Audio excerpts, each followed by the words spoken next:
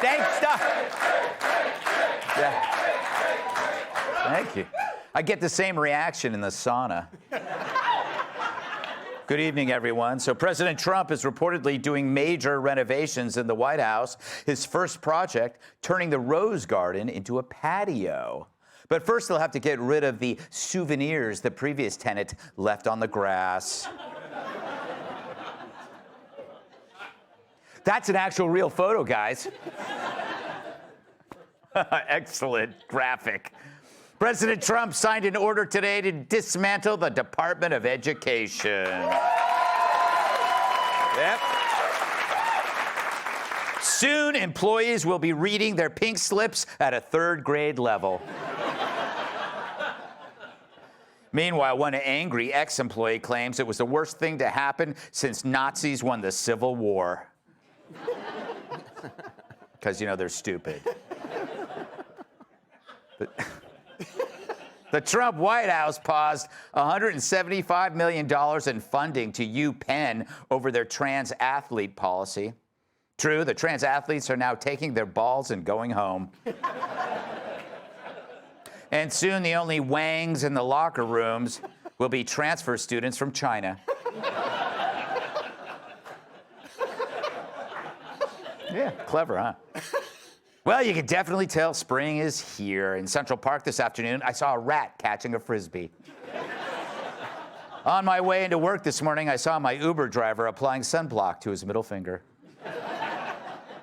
And earlier today in Times Square, I saw a Venezuelan gang member carrying a softball mitt. Yeah.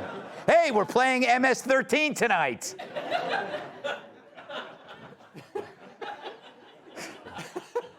Since being rescued on Tuesday, the previously stranded astronauts are having a tough time adjusting after 9 months in space.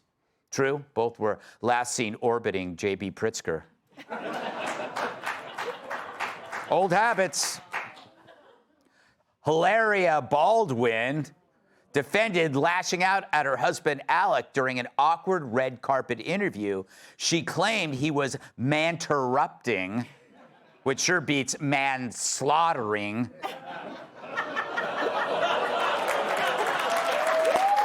I should end there.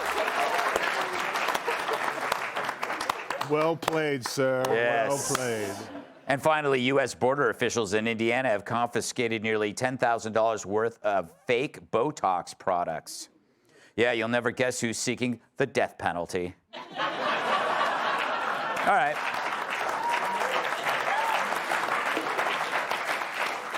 So what's wrong with women? Oh, you got an hour? Well, according to a new poll, Ukrainian President Zelensky is adored among college-educated white women. They love him. And I get it. Who could deny his appeal, strutting around in clothes he swiped from a G.I. Joe? And when you're internationally famous, possessed of a smoldering sexuality, and slightly height-challenged, the women just throw themselves at your size 4 feet. I mean, you're talking to the original right here. But in Vladdy's case, not a bad guy, but isn't this love a little bit misplaced? Especially when, let's face it, if any other guy who looked like him smiled at these women, they'd get him fired from Uber. Are they really so in love with him? I mean, the same poll shows that they hate this guy, and I mean really hate. They hate him more when The Bachelor gets bumped for one of his speeches. But it puts them at odds with everyone else, mostly men. It reminds me how much they swoon over CEO shooter Luigi Mangione.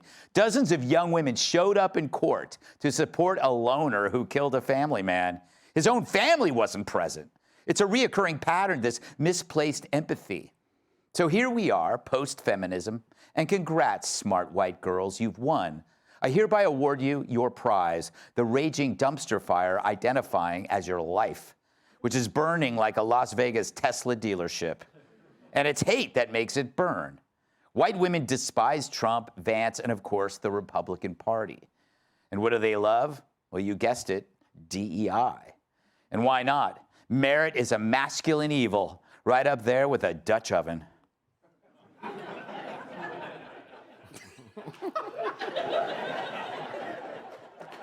Now, it turns out white men without a college degree are the reverse. They love Trump, Vance, and Republicans, but they can't stand DEI and Zelensky, and they really hate the Democrat Party almost as much as they hate child support.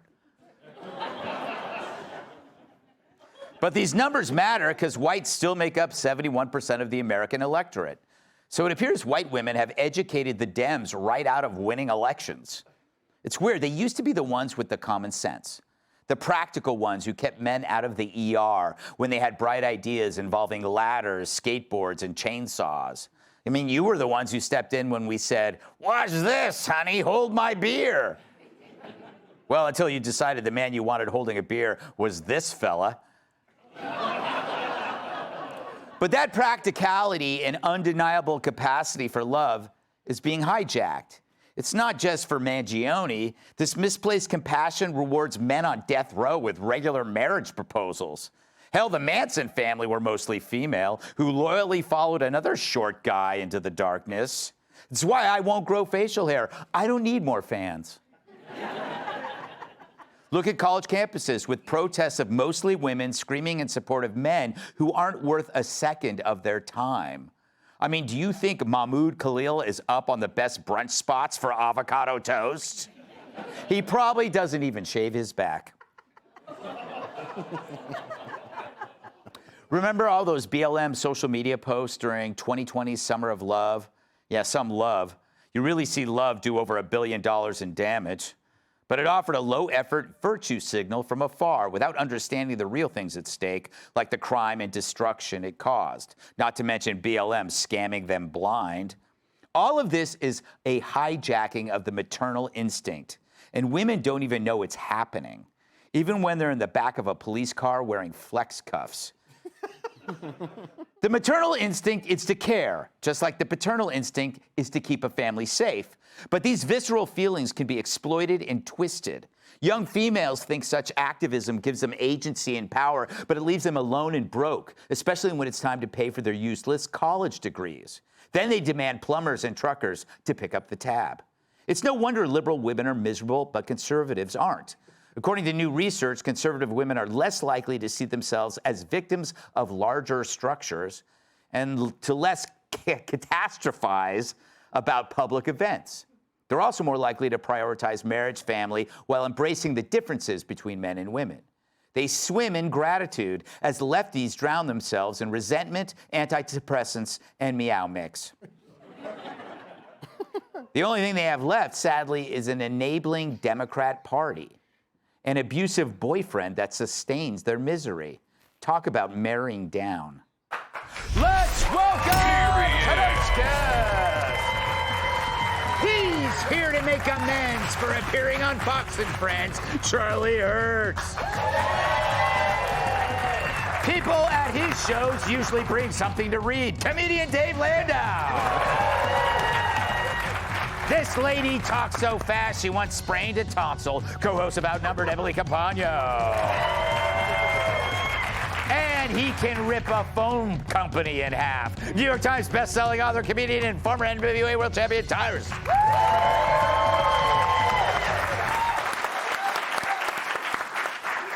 Charlie, always a pleasure to see you. How's the new gig going, huh? Getting up early on Saturday morning, trudging in, and Yeah, and I'm so thrilled. You watch every weekend. Watch. I have someone watch for me. Oh, that's how you tweet things out. Yes, exactly. When there's a mistake made. Yes. We won't go into that here. Why are women more vulnerable to this sort of thing? I just noticed this more and more. I don't know. I thought you were going to ask me what's wrong with white women. Well, let's start there. What's wrong with white women? Let me get a pen. Yeah. Well, I mean, it seems like maybe we're going into some sort of dangerous territory here. I'm married to one. I'm the son of one. Some of your best friends are white women. Yeah, exactly. But what is kind of funny about it is, if you want to know whether or not white women are crazy, you ask them, and they're the first to tell you that white women are crazy. Yes. Especially when it comes to voting patterns. And I do think it's interesting that at the end of all of it, the summation of everything that they believe is summed up in Vladimir Zelensky. Yeah. A guy who's broke, who's in a terrible fight. He's basically sort of like the political version of a guy with a neck tattoo. And they're in love with him. Yes, he's a bad boy. Yeah. Yeah, But women love those bad hopeless bad boy. A hopeless bad boy. I was just a bad boy. But then I cleaned up my act, and now I'm a good boy. But I'll act bad if you ask me to. After the show, ladies. But I just want to reiterate, I love white women. You hate black women? I love all women. Oh, you love all women, huh? Do you love... And I'm in awe of them. Oh, there you go, boy. What a pussy. I'll take it. I'll take it. Dave, I do feel like when I was working on this monologue that maybe I'm being unfair, that most white women are fine. It's the ones that are activists that are terrible. But then you look at the voting records and it goes, well, they vote a certain way too. Yeah. Yeah. Well, they would vote for Zelensky unless they were Ukrainian, then they couldn't. Yeah, that's true. That's true. And I mean, I'd like to say I love white bitches. I've had a lot of them. Yeah. But they're just different now, I guess, in college. I mean, when I was in college for a year at community college, it was like girls gone wild, you know? And now if they go wild, they're just firebombing a car dealership. Yes. It's completely different now. Yeah, it's like it used to be the instant gratification at college was getting wasted and hooking up. And now it's like, I'm going to ruin my entire future by Instagramming me drawing a swastika. Exactly right, on the side of a Tesla. Exactly. Don't they the Teslas have cameras, you morons. And the community college girls were great. I should say women. You know, they're wearing a Looney Tunes sweater, so you know they got a sense of humor. Yeah. And they're really there because they were the ones that decided to keep their baby. Yes. So That is actually a nice thing to say. Emily, you're the only white woman here, or at least identify as one. You have no compassion at all. So you escaped the trap. Your compassion never gets hijacked. I feel it boils down to susceptibility and safety, because I was really trying to figure out what the root of this is. And the distinction, obviously, is the college-educated and more. These are the over-educated white women that we're talking about. But I thought to myself, the other day I was in a really nice Upper East Side hair salon, and I overheard an obviously overly educated older white woman screaming about, her eyes were closed, so she didn't know we were all listening to her because she's getting her hair done, screaming about how the Luigi Mangione murderer, how on her side she was, how the death of that poor CEO father and husband, that who cares about just one more fat guy from the middle of the country, and went on. I was shocked. I almost said something to her, I didn't. But it was so frightening to me, that level of cruelty, and I realized she could only say that from the safety of her Upper East Side salon. So all of these activists we're talking about, that's the whole point. They do it with their cell phones. They do it from brunch. Remember, they wrote a ton of books. They have those big things that go over women's heads. Not for a while. Not for a while. Like a thought. It I would wasn't have just like pulled it over her head and gone like this. Bang, bang, bang, bang, bang, bang, bang, bang, bang, bang, bang, bang. But I haven't been to a hair salon. I haven't been to a hair salon since like 1981 with my mom. Those were the days. The point is just that how susceptible that the sorority enclaves are in these Yes. academic campuses. That wasn't what the West Coast was like. You're right, we were doing keg stands on the median. But for some reason, for me, I'm biased because I'm from the West Coast, but it seems to be this East Coast, highly educated, these campuses where they're sitting around and their slumber parties are talking about how they can help other people, how we can be allies. Books were written about that during COVID, right? This is how you can, join in and be an ally, read the book, and then you'll be an activist. But it's all from the safety of their husband's bank accounts, their daddy's bank accounts, the tuition paid for, and they can pat themselves on the back as an activist and vote in a certain way, but they don't know what the real world's like. Tyrus, okay, we were talking about how women fall for the bad boys, but they also fall for crusades. It's like when one peters out, like climate change peters out, and now they're torching cars. So it's like, it doesn't really matter what the crusade is. They just go, oh, trees, ooh, cars. Yeah, it just seems like every situation women fall. Yeah. You know, you're trying to get away from a bad guy, who falls? It's always the woman that falls. It's like they fall for everything. This is why we only live with one of them at a time. Because, you can't trust them. They're all over the place. If they were cool, you'd have like 4 or 5 wives, but you can't because they're just mean And you try to figure them out. You'll lose your hair. You'll give up your smile. Like, fellas, who cares why they do what they do? Just focus on the one you have to deal with. Ignore her as much as possible. Engage when you can. And the next time you see you have a gay guy friend, walk up to him and be like, I don't ever want to hear you complain about anything in your life. Look what I have to deal with. They take on stuff that has nothing to do with them, but cannot figure out why they're cranky in the morning. Like they want to solve all of Ukraine's problems. They want to adopt every puppy, but like they literally cannot figure out a day-to-day place to, I don't know, like, hey, where do you want to eat? Whoa. You'll be there for 12 hours. I don't know. Where do you want to eat? Well, let's eat there. I don't like that place. Want to eat there? I don't like that place. This is who we have to deal with. I'm telling you, I've been with every shade of the rainbow. I'm currently with the white one now until it gets rid of me. But you know what? Every time they get rid of me, it hurts a little less. You know what I'm saying? It's like eventually you get to the point where you're like, wow, you know what the prettiest thing in the world is? Silence. And on that note, we shall move on. Oh, but they're all great, right, Charlie? Up next, goodbye, Department of Ed.